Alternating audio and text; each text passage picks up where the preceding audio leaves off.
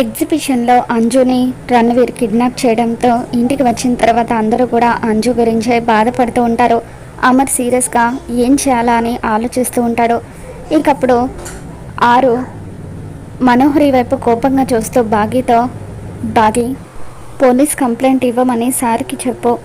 Anju kidnap అవ్వడానికి కారణమైన వాళ్ళకి సాయం చేసిన వాళ్ళను ఎట్టి పరిస్థితుల్లోనూ విడిచిపెట్టొద్దు అని చెప్పి ఆరు అంటూ ఉంటుంది.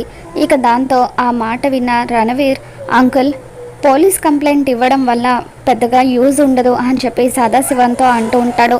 ఇక అమర్ చాలా సీరియస్గా రణవీర్ దగ్గరికి వచ్చి, ఇంకొకసారి వాళ్ళు నా ఫ్యామిలీ జోలికి రావాలంటేనే భయపడిపోవాలి అని చెప్పి అంటూ ఉంటాడు.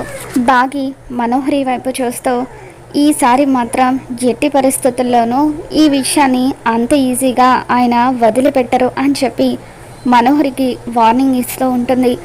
ఎలాగైనా సరే దీని వెనకాల ఉన్న వాళ్ళను ఆయన పట్టుకొని తీరుతారు అని చెప్పి బాగి అంటూ ఉంటే, అప్పుడు అమర్ రణవీర్తో, ఈసారి నేనంటే ఏంటో వాళ్ళకి తెలిసేలాగా చేస్తాను అని చెప్పి అమర్ అంటూ ఉంటాడు.